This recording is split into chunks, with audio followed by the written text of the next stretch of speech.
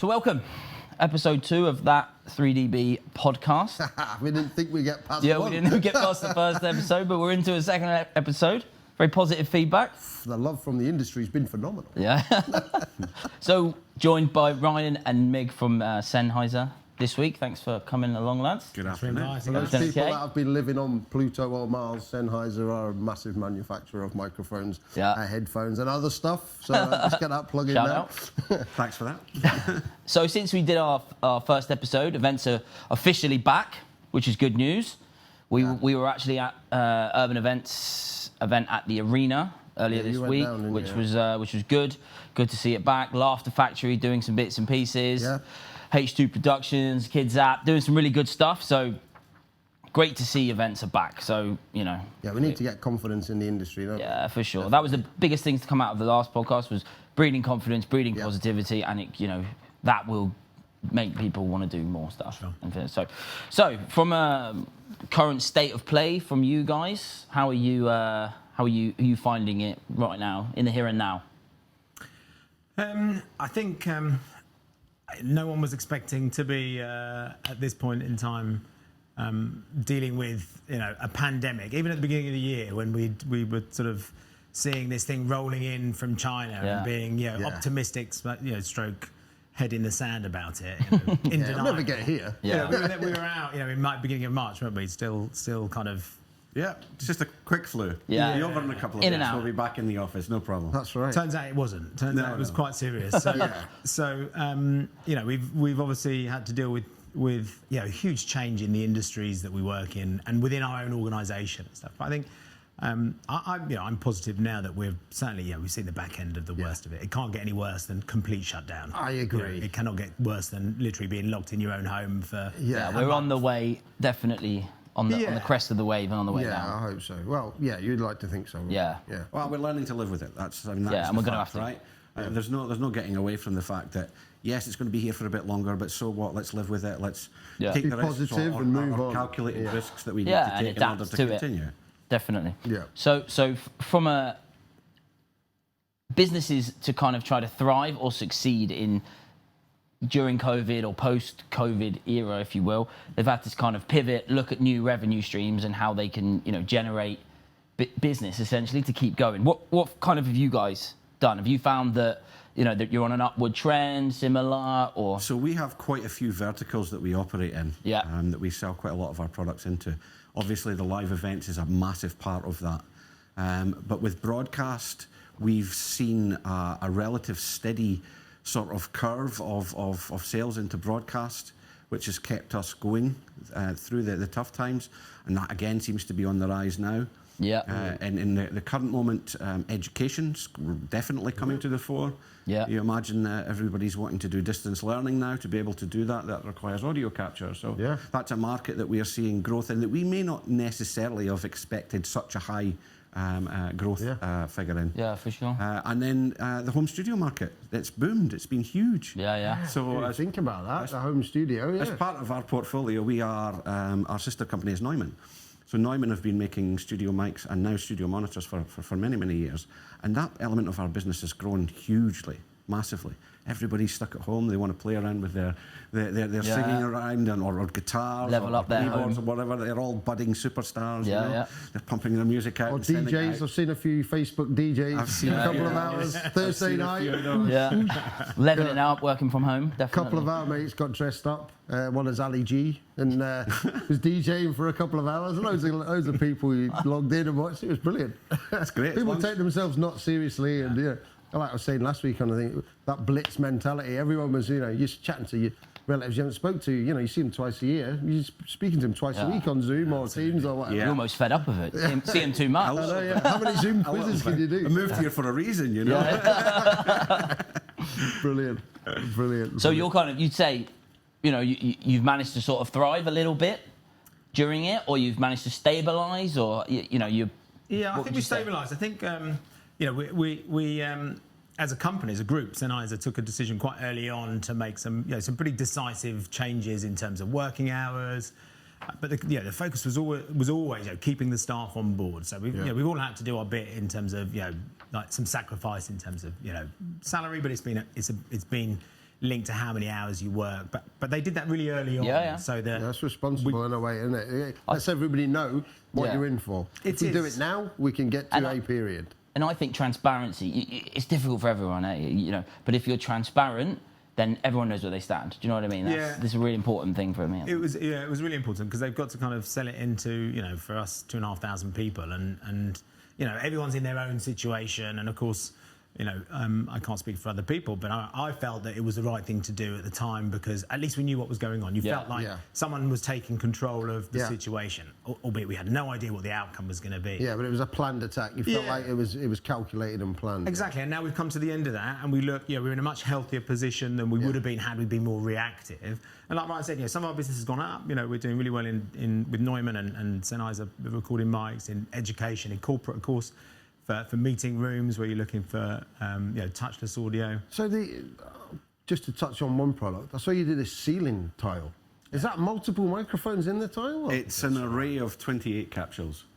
So you play around with the phase inside the capsules in order to direct a beam, which picks up whoever's speaking at the time. Wow. It's done dynamically inside the actual device itself, and it'll move as well. So if the person moves around the room, these microphones have an algorithm built into them that will allow the phase to shift so that the beam always stays focused on the person that's speaking. Wow. And it's contactless. Two people speak. It's very quick at going back and forth. It's very, very quick. Well, to be honest, if you've got multiple people speaking in a room at the same time, it's not the microphone you need to be worried about. It's being heard or what's going on. Correct. Yeah, correct. That's awesome. That's awesome. See, you wouldn't even think about it. And so I'm a sound bloke, and I wouldn't think about putting microphones in the ceiling. But now with schools are back. You touched on education, so it's quite a relevant thing right now. The schools are all back. They're finding their feet, getting back into it. You mentioned you guys are kind of doing some different things with the schools. What specifically are you doing? Is there ceiling tiles? Is that what's gone into the schools? Yeah. I mean, we have a very dedicated focus on education. So we have like a suite of products that are designed for education. And we've been focusing on that for a few years. So Ceiling Mic is one of them. So with this remote blended learning, so in a classroom where the lecturer is able to obviously teach the students in the room and also in remote locations, which happens a lot here in the UAE. And then we have our traditional sort of digital wireless microphones that are kind of more IT. I know we're in the kind of pro AV, pro sound bit here, but I mean that's very much an IT product because it allows you to monitor and control. So we're seeing a lot of demand for that anyway, and this to be honest, this situation has almost kind of put things on pause because people are working out what's going to be the new kind of way of working in schools. But no doubt that's going to accelerate this adoption of new technology and. Do you guys get involved in the streaming side of it, or is that you just up to this? Generally, the capture part. Obviously, there's synergies between us and manufacturers of the streaming element, or DSP manufacturers more, because then it goes from DSP onwards to streaming. So we have synergies with just about most manufacturers of DSP products. Okay. Although we need to know a little bit about it, we're not as in depth as someone from that particular manufacturer might be. And I guess because it's touchless, you're not having to worry about sterilisation. No hygiene required. No. I was on a webinar yesterday about sterilisation, UVC products, and that's opened up a whole new chapter for us. And we're now looking at every job we put out, putting some UVC lights in the lighting truss and sterilising the whole ballroom or the event room or the conference room or whatever it is. Between sound check and doors opening, we seal the venue for an hour or close all the doors in the venue for an hour, put the UV on for however long the calculation takes, an hour, etc.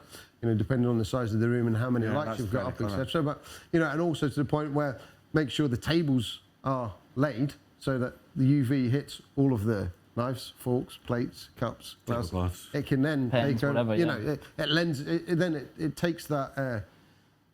What would you say? It would take the level of liability down. Yeah.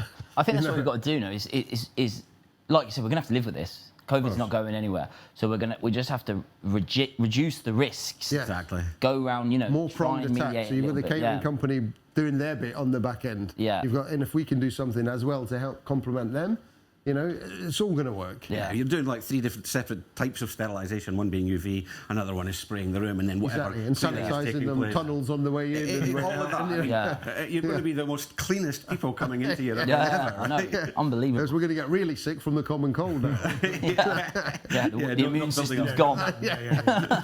No, it's funny because it's collectively the agency, the industry are kind of, everyone's doing their bit. Yeah. Everyone's coming in with their own little solutions, their health and safety guidelines, or whether it's sterilisation or what you guys do. It's interesting, but it's what we all need to do. Come together and keep getting back to it. Down to like microphones, sterilising microphones. We were talking last week, and we've been talking internally about how do we go about it, right? Do we kind of sterilise microphones at lunchtime when they've got an hour and packs, or do we make sure that every speaker's got their own individual microphone and just sterilise packs? We're coming up with 2 or 3 different ways. It's got to be a combination of all those measures. That's what we think. I mean, at the moment, we're kind of sitting on everybody gets assigned a microphone. The pack's less so, because even between speakers, you can quickly whip out a pack and put it on another speaker. Yeah. Whereas if they've got a lapel mic that's all the way through their clothing and stuff, leave them with that on. Just unplug it and leave them with that on. I mean, they've been speaking into that, so the most point of contact anyway. Yeah. So it's best that that's left with them until you can properly sterilise it with alcohol or whatever. Yeah. So we're now looking at these portable, almost like rack unit, like a production case where we can put them in, and half an hour, depending on how many's in there, etc., to sterilise them. But again, it's giving the client or the presenter, handing the presenter his microphone with a glove on in a sealed bag with a on it. Yeah. This was sterilised at 3 dB, and the guy breaks it open and we show him how to put his own microphone on. Yeah. He's got the confidence that, well, I know what that is, that I know where that's come from because it was sterilised. Yeah. The little bits like that to kind of get all the way down the line. If that bar is raised in terms of health and safety, sterilisation, we keep that's the lowest. We only get better because we all need to continue to keep doing it, keep getting back to it. So that's kind of the bar, and we only raise it essentially. Yeah. I think everybody, all the other audio guys are speaking at different companies, and the same. We kind of reinvent something now. Yeah. What do we do collectively to move forward so that we're all doing the same? Well, and everyone's adapting to the circumstance. So you're changing your working practices. You're using equipment in a different way than you thought you might use before. And in the end, I think what will happen is the cream will rise to the top. This industry has been, this and hospitality. I mean, in terms of two massive industries in the UAE have been so hard hit over the last 6 months, or whatever. And it's here where the good people are going to thrive, I think. I know it's easy to say and it's glib because there's lots of people that have really had a tough time, but I think we're at the other end of it. We're starting to see events come back on the street. There's a massive pent-up demand for people to want to. There's going to be queues when you're able to do a proper event. So it's not a question this week's of been desire. a good week, right? As of the 15th, technically it's all official now. We're all back into the events. There's big things taking place here, and the announcements for Saudi National Day are massive. Brilliant. Saudi amazing. Opening back up again. I think it's a bit of a mad scramble now. People trying to get visas, etc. So hopefully I think customers are going to look for not only just, it's not just kit, of course it's not, and it's not even about your past expertise. It's what can you do now in the current environment to make sure the event is safe. So it's people. Yeah. It's not the equipment. Exactly. It's people. So how do you deal with processes? Ticking the right boxes. Absolutely. Yeah, I agree. Totally agree. So I think there's a positive side to this that will get the people that are really good at their job doing even better, and it's not going to be just lowest price, because you can't afford to do that. No, you can't afford to risk. I don't think that will be accepted in the market anymore. Your event organisers and stuff will not put up with that anymore. No. So that's what the guys touched on last week. They said health and safety here. Maybe if you compare it to Europe, for example, it maybe wasn't as much of a focus. Yeah. More of a luxury. More of a luxury to have. But now it's gone right almost to the top. It's to the top of the budget. First thing you have to consider is getting everything. And doing it properly and holistically, and looking at it not as a stop, as a how can we put this on and make it better, safer, stronger for everybody. But seamless as well. For the consumer, or the guest, or the attendee, also for our guys, for the support staff, for the hotel, the people in the ballrooms, the truck drivers who are coming in and out of here. We're making sure that they're getting sanitised. And if we haven't got a mask, we're giving them a mask. We're giving them a couple to put in their truck. Good. That sort of stuff. I think we're becoming better people as a result of it. More compassionate towards us. Wait till we get busy. Brilliant. Brilliant. So, before we, I know you guys are itching to play darts for tarts. Everybody is, but we've got a few more points to go through before we get to it. So, you guys are an interesting one because you're part of a global company with Sennheiser. So, what do you think's kind of changed in a positive way to how you guys operate business, how you communicate with your different markets? You know, internal comms maybe. You think improved, got better? Yeah. I mean, one thing. I mean, everyone's been doing webinars to death, but the education part has been something that we stepped on quite quickly, or very quickly, almost immediately. One of the first, yeah. Yeah, almost immediate. And a lot of industry, partners did the same thing. But I mean, from our point of view, I think we did a really good job with getting that out there and really interesting stuff. We did a roundtable with some of the live engineers that do Ed Sheeran, and I can't remember what was the last one we did. Was that it? Ed Sheeran was the last one. Yeah, some really some really interesting people talking about the industry as it is and what to do next, but also across our business we were doing some interesting empowering people as well, right? You were putting stuff up there, and other manufacturers are putting stuff up there that can helping people get better at their jobs. There's a couple of health and safety courses that one Sunday on our call, because we have the 3 dB arms at 5 o'clock when all the guys got on the Zoom. One of the guys went, a couple of waters. One of the guys went, we've just done this. We've just done this health and safety course. Here's the link. Everybody do it. So we went, right, everyone's got to have it done by Wednesday. And everyone did it. But again, it was a kind of empowering. A couple of guys did some stuff with some other audio manufacturers about their equipment, some lighting stuff. Like I was on the one with about their UVC stuff. Brilliant. So I saw some other guys that would normally charge for their courses. They were putting them up for free. I think it was more health and safety. That's giving back to the industry. That's phenomenal. That's collaboration rather than competition, which is what we said last week as well. It was important to just everyone come together and help. Yeah, we're going to come out of it as an industry. I think we're going to come out of it better than when we went into it. Before it was quite divided. I think we're going to come out.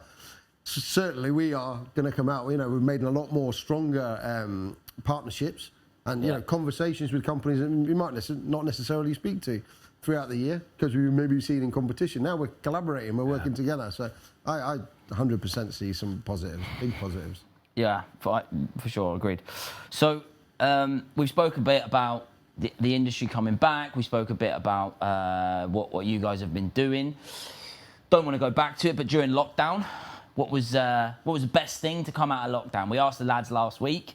Yeah. So we Steve had problems getting champagne run out. Yeah. Couldn't get his helicopter. Going. Everyone was happy to see legalhomedelivery.com arrive. That was rather timely, wasn't it? That was rather timely. Actually, bizarrely, I got some quite fond memories. I mean, obviously, you're with family, so you should have fond memories. But being able to sit at home, have lunch with you. I've got a 5-year-old son, now 6. My wife sitting out on the bed, rediscovering your balcony in the afternoon and having nice lunches and sitting together. We actually had a nice time. That day that we woke up and we realised that the restrictions had been lifted, the lockdown was lifted, and going out into the park and was sort of blinking into the daylight. Everyone in their mask. All of a sudden, this park is just absolutely mobbed with people. And everyone was just so nice. Everyone was. I mean, this. I think that people are friendly here, anyways. They all smiled, even though you couldn't see it. Actually, smiled for the right. They weren't. No, but it was not. And so I have. We met some nice people, and obviously 2 meters away. I think we took a lot for granted. Twice a week, because both me and my wife work full time. We'd take the kids when they finish school a couple of times a week just to the local pub around the corner for dinner because it was easier than trying to cook it at home and timing, etc. Whereas when you're in lockdown, we were like, we can't even go there. But we used to take that for granted. We just following the Deliveroo app on the way, watching the route in. Clapping when it gets to the street. He's in the building. Yeah, I agree. We took a load of things for granted. Well, it's my spare time that I seem to have utilised a bit better. Find myself sitting behind the keyboard a bit more frequently, playing away, that kind of thing. Which when I'm working, I tend not to do because I'm spending most of my working week either seeing customers or working, generally. Yeah. Whereas when I'm at home a lot of the time, and particularly at the weekends, if I'm sitting there, rather than sitting watching the TV, I'll go and say, do you know what, I'll put the keyboard on, I'll sit there and play the keyboard. So from that element, I exercised my fingers a bit. Yeah, I don't think we'll ever get this time. Well, I almost hope we don't. But I'm glad that we did. I was saying last week. But maybe it does teach you to do it a bit more frequently. Yeah. Consider it a little bit more, regardless if there's a pandemic or not. Maybe you start thinking to yourself, well, you know what? When I was locked up in the house, I did enjoy spending time doing this or doing that. Yeah. Maybe it just brings it to the fore again. But and also your working days have completely changed. Yeah. And it's not gonna go back. You know, it's not. Yeah. I think people have opened their eyes to people's productivity outside of the office. People are often, a little bit sceptical about, I'm Working from home. WFH. Yeah. Yeah. And I think, I'm pretty certain across the board, everyone has put in more even than they would, sat in Definitely. the office. Yeah. I think everyone was really committed to working. So I think, this blend of being able to work from home and working in the office, I think is something that we should continue. I agree. agree. The same going forward. Flexibility, Yeah, and trust as well. People are getting stuff done, like you said, more in most cases. So nice. I agree. I mean, you can roll out of bed literally. Yeah. Get on the laptop. Yeah, well, that's what you Put a said your t-shirt boys on. were doing. Yeah, my boys were doing it for school. They were literally rolling out of bed, jumping behind the computer.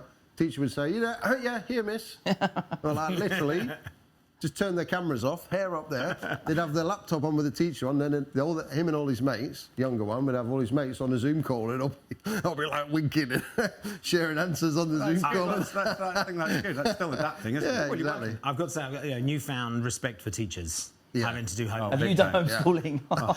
Mine's 18. I've got a son who's 18 months old. I think he's actually older now. But I haven't had to homeschool, but fair play. So my son's 5, he's just turned 6, so we were doing the homeschool. So luckily, not a critical age, but we're still, he's still learning how to write and read and stuff.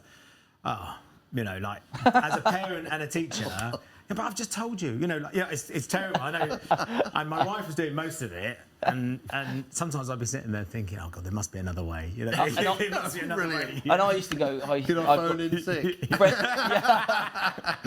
I've got friends that teach, and I used to go, oh, shut up, you have half a year off. Do me a favour. Yeah, that mindset. And now everyone's gone, hang on a minute. It's a newfound respect, and also for those, like Helen did an amazing job, juggling that, looking after Luca, teaching him, amazing. Yeah. But we were so when the end of the term came, it was Now we can relax. There was it in the UK. They went back to school, and I saw so much stuff on social media of parents sort of going, and there you go, back to school, walking away, sort of Bottle of vodka in yeah. hand, running away.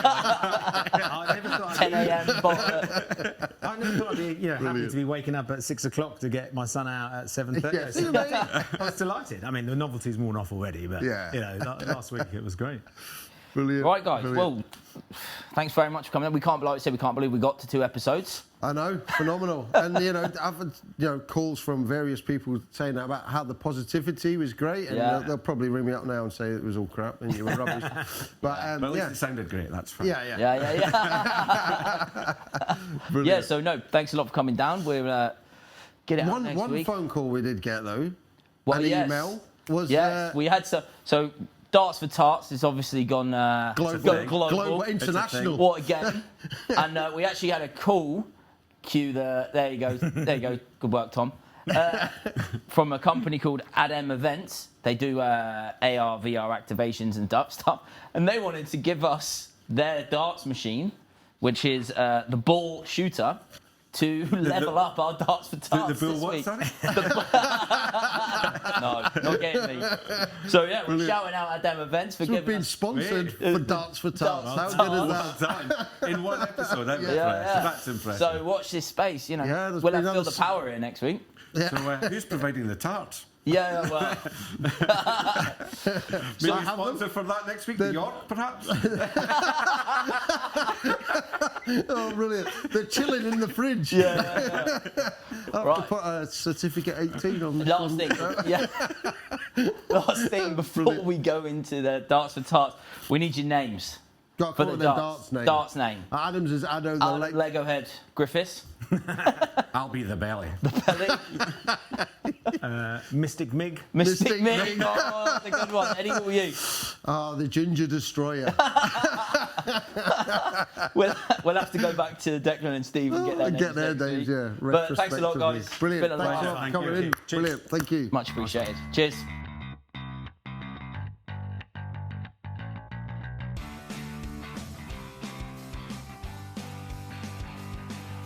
I'm going for bull every time. Oh yeah. I want as many taps as possible.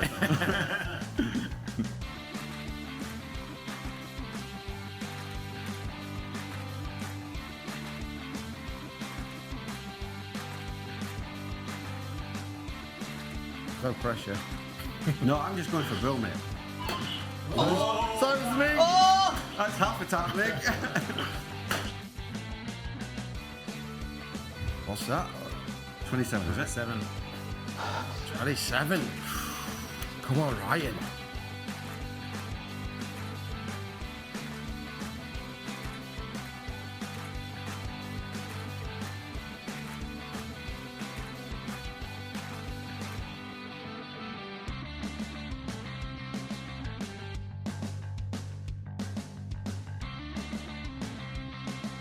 Seven. 37, not bad, Mig. Wow.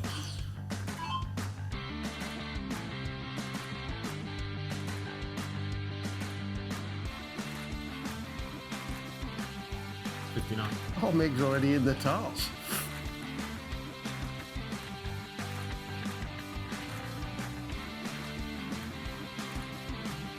No taps for right up. The belly stays The small. belly stays small. I'd have to get you a keto one anyway, wouldn't I? Yeah, you'd have to, yeah. Here's what you could have won. Take the, what is it? Take the speedboat and the fitted kitchen back. Cuddly toy, cuddly toy.